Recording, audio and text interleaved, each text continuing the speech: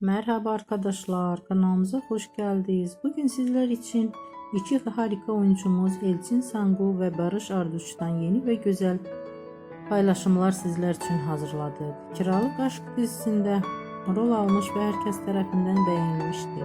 Biz de sizler için onların güzel ve romantik karelerini hazırladık. Bu videoların devamlı gelmesini istiyorsanız kanalımıza abone olup yorum yazmayı unutmayın. Hələlik bizdən